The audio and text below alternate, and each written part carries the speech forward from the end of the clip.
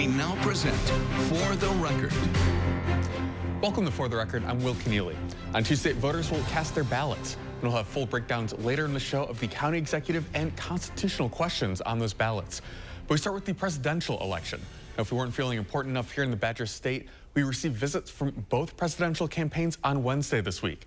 And Democratic nominee Kamala Harris giving Wisconsin some attention in the last couple of weeks. She held a campaign stop in Milwaukee, and that was the first rally that she held after Joe Biden dropped out.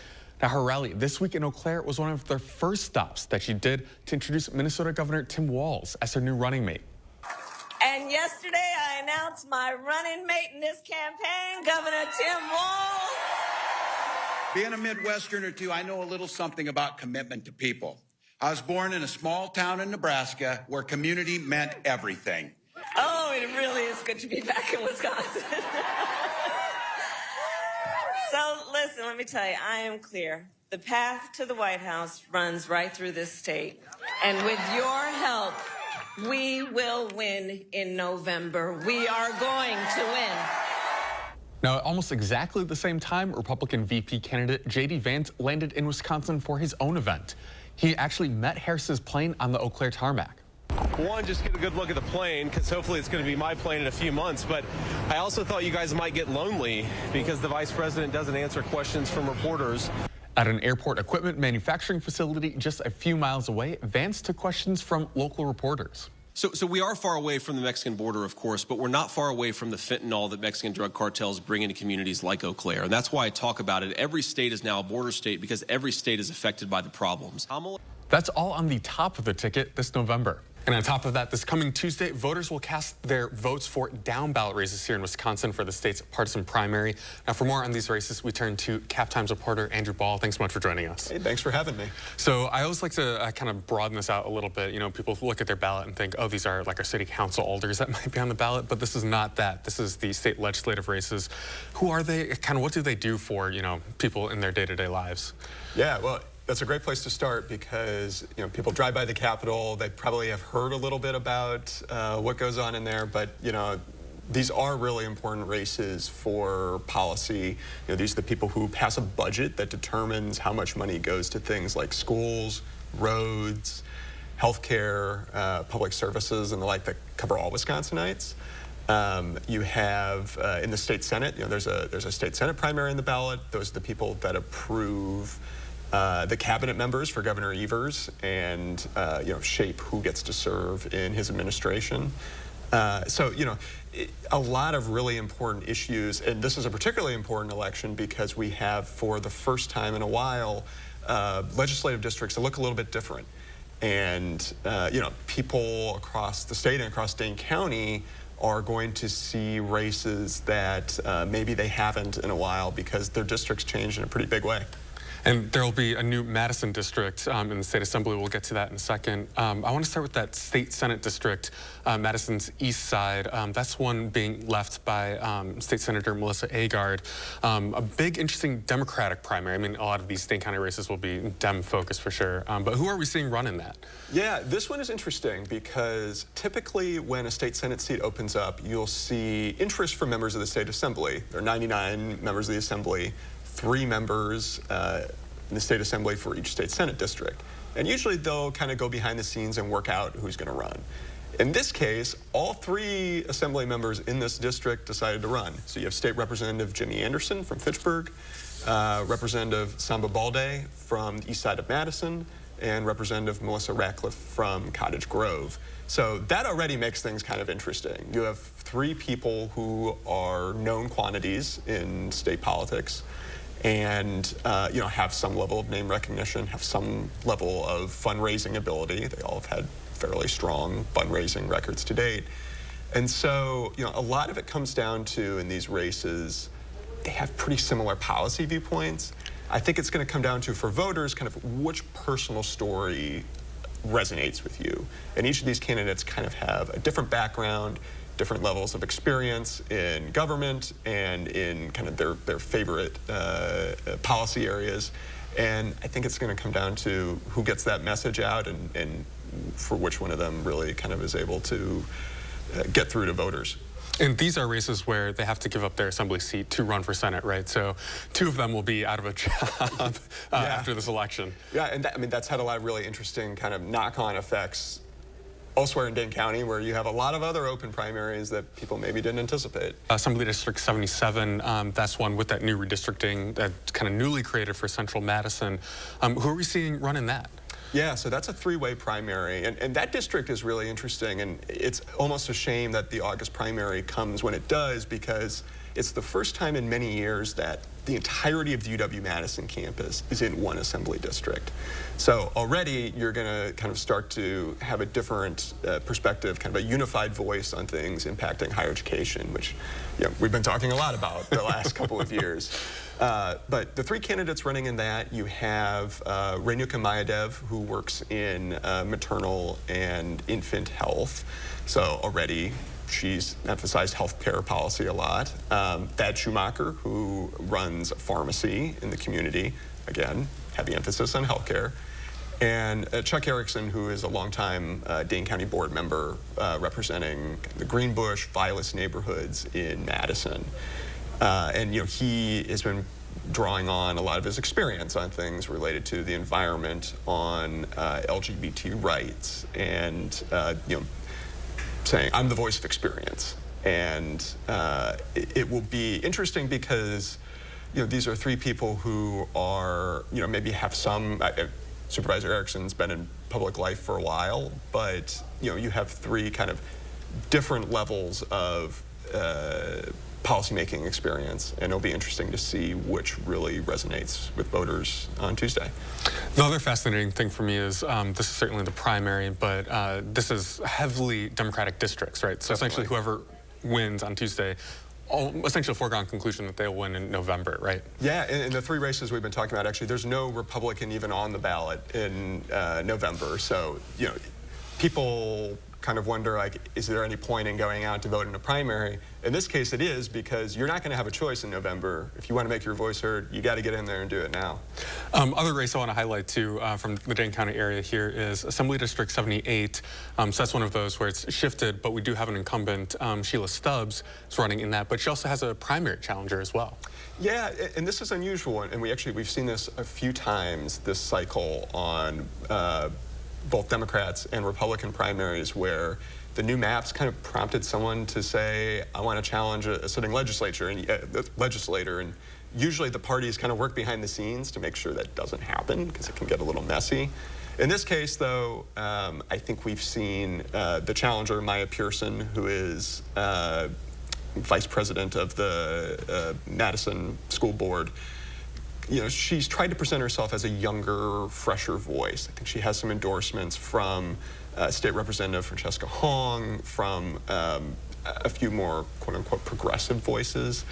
And you've seen Representative Stubbs. She's backed by Governor Evers, by Planned Parenthood, some unions, trying to present herself as the person who can get things done. I also want to mention, too, that you guys at the Cap Times have been doing forums with these candidates throughout this process, too. They can, viewers can find that online at captimes.com. Yeah, we've been doing forums, debates with everyone, and also we have questions and answers with all the candidates in each of these races. So if you're trying to figure out who to pull the lever for, it can be hard. There's not always a lot of information out there. We kind of tried to step in and fill that void.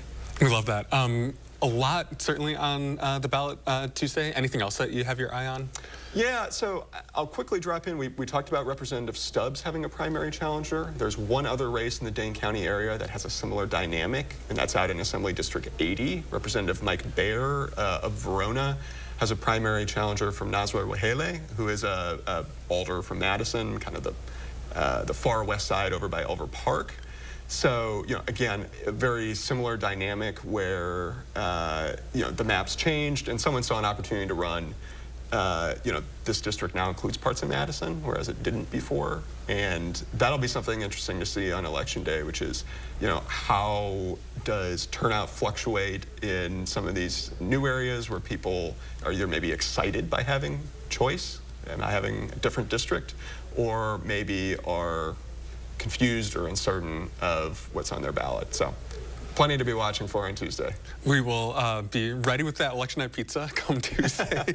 Andrew Ball, thanks so much. Hey, thanks for having me. And when we come back, we do a deeper dive into the county executive race that will be on the ballot come Tuesday. We'll be right back after this. This portion of News 3 Now is sponsored by Madison Gas and Electric. To everyone out there who loves Culver's, the feeling is mutual. Everything's made fresh.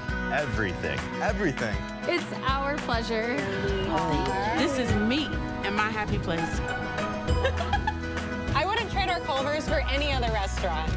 Culver's. Yay! We love our guests. Love. As much as our guests love us. This is me and my happy place. From Wisconsin with love. Welcome to Delicious. Yeah.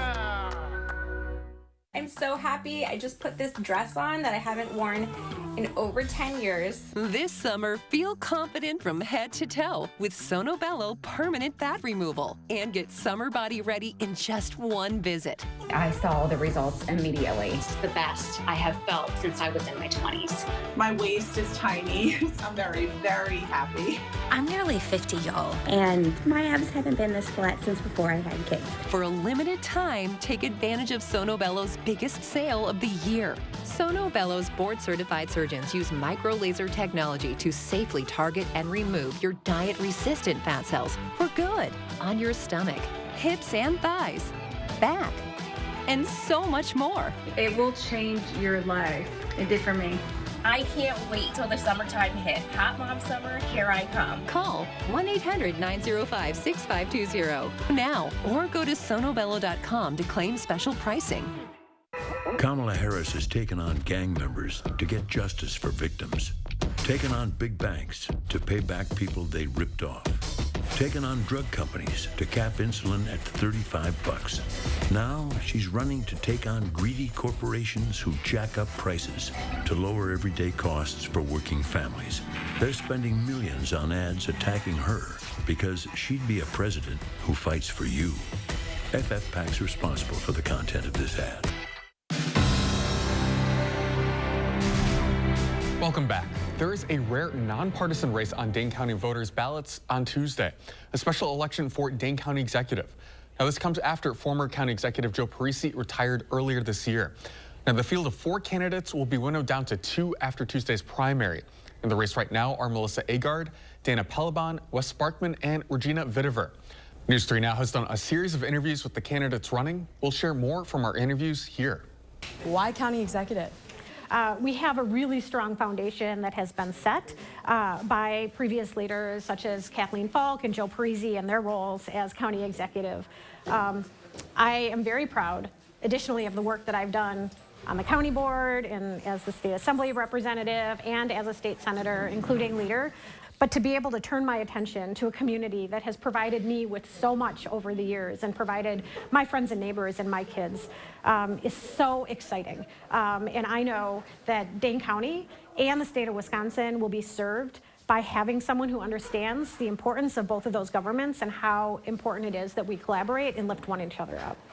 So I've been on the county board for the last 2 years, and one of the things that I have noted is that we need someone coming into this position with full vision of what our county can be and knowing the systems that are there.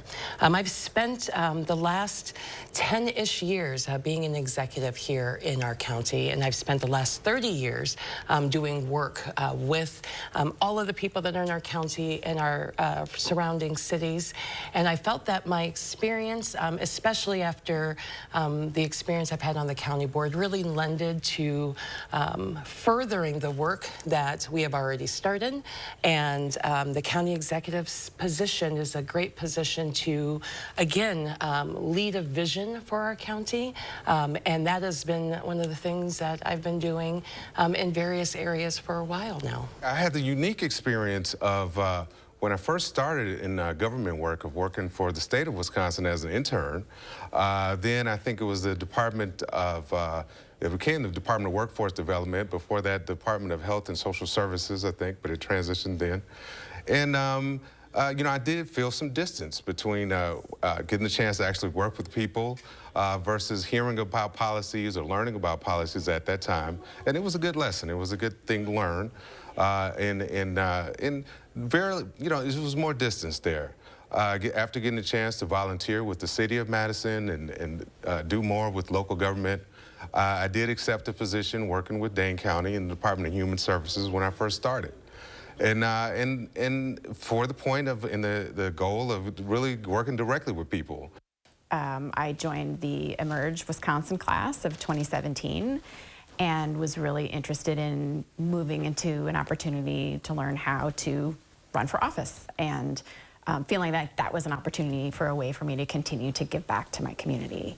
In 2017, when I did Emerge, they said, identify the position that you want, and this was actually it. And it's because I've spent my career in management and executive spaces, and so this is a role that's appropriate for me to play, given my experience and the work that I've done in my life. When we come back, Wisconsinites will vote on 2 constitutional amendment questions on this August's ballot. We're seeing a dividing line between liberals and conservatives on who's backing the 2 proposals. Now we'll hear from both sides of the debate right after this.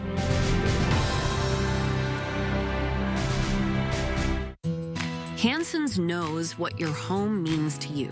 It's where you feel safe, comfortable, protected, and of course, no other place provides you with as much joy. That's why our durable, energy-efficient, and weather-resistant windows, roofing, siding, and gutters, as well as our bathtubs and showers, are all backed by our guarantee. So you can feel happy in your home for years to come. With professional installation and thousands of 5-star reviews, we're your trusted home improvement expert, exceeding homeowners' expectations for 35 years. Get 50% off installation with high-quality craftsmanship you can count on.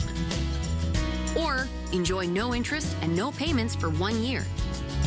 From windows to roofing to siding to gutters to bathtubs and showers, no one's got you covered like we do. Call 1-800-HANSONS. Get it done. This is Kathy. She's about to see her dentist. She's afraid. Not because of the drill, but because of the bill, a big bill. But Kathy doesn't need to be afraid, and neither do you, thanks to affordable dental insurance from Physicians Mutual Insurance Company. It's easy to get this coverage. Don't believe me? Call or go online for all the details. You could even have this free information kit. This isn't a discount plan or preventive-only coverage. This is real dental insurance. It helps pay for over 400 procedures. That's a lot. I'm talking cleanings, fillings, crowns, bridges, root canals, even dentures. Bottom line, you'll have help paying for routine care and expensive major work. But if you want deductibles, forget it. There aren't any. No annual maximum either. Plus, you can see any dentist you want. Stop fearing the big bill. Start saving at the dentist. Call now or go to sendinfokit.com. Physicians Mutual, Physicians Mutual. Need help with a consumer issue? Contact News 3 Now's Call for Action.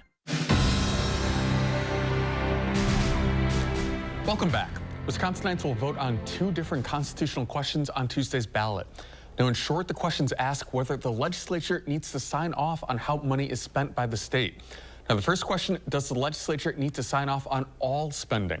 Now, the second question, specifically, does the governor need to go to the legislature for permission on spending federal money?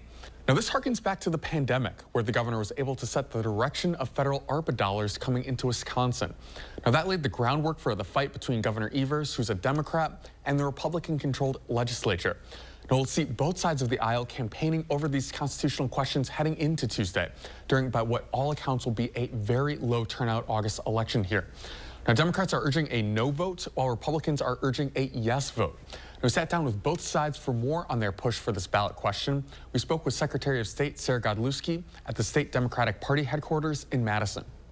Well, we know how important and also how hard it is to defeat an amendment.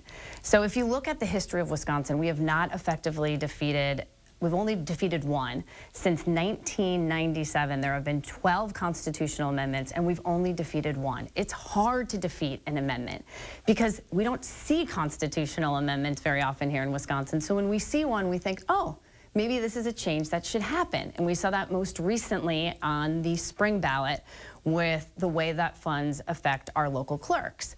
And so we understand, how are we able to make sure Wisconsinites know what we're being asked with these constitutional changes? It's through education. And so the funds that are being raised is spending the money to educate folks, because it's confusing. And that's on purpose, because our just natural inclination is to vote yes. And we really now more than ever on this constitutional amendment need folks to vote no to stop this power grab. It's kind of nominally a nonpartisan issue, right? Why are Democrats supporting this attempt to vote no for these amendments? Well, there's a few reasons. I mean, if we're going to change our constitutional documents, which affect everybody, let's have a real candid conversation about it and put it at a time when people can maximize their votes, which are in the fall. I mean, they've put it on the ballot on August 13th, which historically has had one of the lowest turnouts just because people are gone in Wisconsin, they're on vacation. So why aren't you putting it on when a time when we can all talk about it and vote on these founding documents? But I think the other thing is that we want to make sure that these funds are responsibly being distributed. And we have seen time and time again how our system has worked. We saw during COVID, the governor effectively made sure these funds went to frontline workers and childcare facilities. And yet the legislature wants to take that away and hold it up for multiple months and not being able to support people in the way when they need it the most.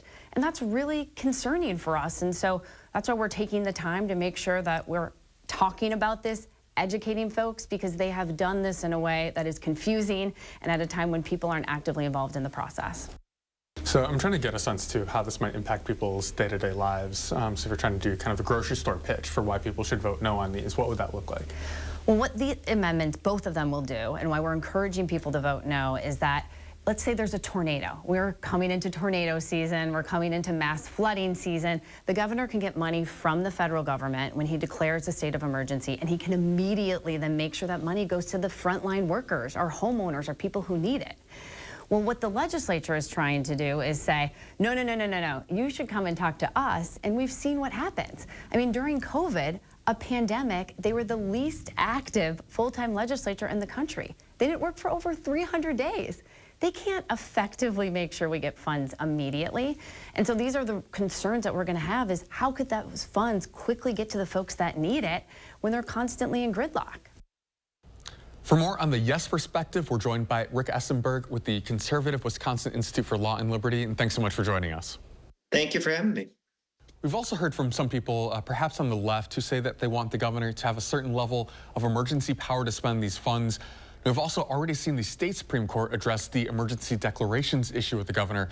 How would you address some of those concerns by people who want the governor to be able to efficiently spend this money? Well, there are other provisions in state law which address the existence of an emergency that requires action before the legislature can get together. And disaster relief funds that come from the federal government are typically not unrestricted. I mean, they give you money to deal with this tornado or, that flood. And so I don't really think that that's what's at stake here. What we're dealing with here is just federal largesse, the decision of the federal government to say we're going to shower the states with money. And this is typically done to gain political advantage by both Republicans and Democrats. And what the amendments do is say, all right, when we get this money from the federal government, which is, of course, taxed from the taxpayers of Wisconsin, then we're going to treat it like any other taxpayer funds, that we are going to have shared power between the legislature and the governor. So we see the August primary. It's not typically a high turnout election, but we've already seen some spending in this race. Groups advocating a no vote have raised more than $3.5 million. Groups advocating for yes, a little bit less than that, roughly $15,000. What do you make of that in terms of the funding disparity, also in terms of voter engagement? Well, I mean, I think that tells you something, doesn't it? I mean, it tells you why were so many more people willing to donate money to ensure that the governor has this unilateral power. And I think it's because special interests know that when there's one decision maker, it's easier to exert their influence on that one decision maker than when you have to have a broad degree of support. You have to have the legislature and the governor working together. That's harder to slip through what you want to slip through. And so I think that voters should consider very carefully why there's this spending gap between those who support the amendments and those who oppose them. What do those who oppose the amendments think they're going to get? Rick Essenberg, thanks so much. And we'll be right back after this.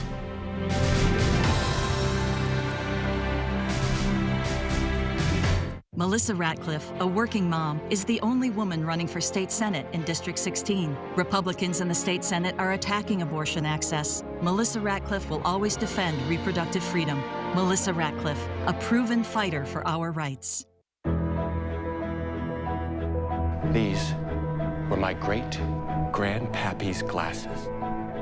And now they're yours, son. Why can't I just get my own? No, these have at least a few 100 years left in them. I think the kid needs his own. Get 2 pairs of glasses and a free eye exam for $79, all same day. Yeah, I want my own. Stanton Optical. Easy's our thing. They are some of the hottest videos on social media. Those videos claiming to instantly get rid of bags under your eyes. Annette Figueroa is here to tell us why she says this one is for real. This one is for real. And what it does is it tightens and lifts the appearance of bags underneath your eyes. And not only does it work on the bags, it works on the appearance of crow's feet, fine lines, and wrinkles. Try it today for only $14.95, plus get free shipping. Visit Plexidermtrial.com or call the number on your screen. Stop whitening your smile the old-fashioned way. I'm Jonathan Greenhut, the CEO of Paraswabs. If you have yellowing between your teeth, if you have coffee or tea stains near your gum line, just snap, swab, and smile. And in each application, you'll see whiter teeth. Paraswabs was clinically studied to whiten natural teeth as well as stained caps, crowns, and veneers. Receive up to 50% off and get a free Paraswabs Quick Stick pen with your order. Dial the number on your screen or visit Paraswabs.com today. Melissa Ratcliffe works across the aisle to make positive things happen, expanding broadband, making housing more affordable. Melissa Ratcliffe knows that Wisconsinites need progress, not partisan bickering. Melissa Ratcliffe, common sense leadership, proven results. Welcome back. Quick note for voters as they head to the polls on Tuesdays. Remember to bring a valid ID for you when you vote.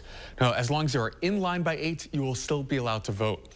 For more information on your polling place and what is on your ballot, you can visit the state's website at myvote.wi.gov. And tune in to News 3 Now on election night for full coverage of these key local races.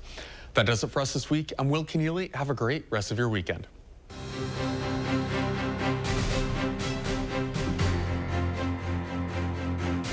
This has been For the Record.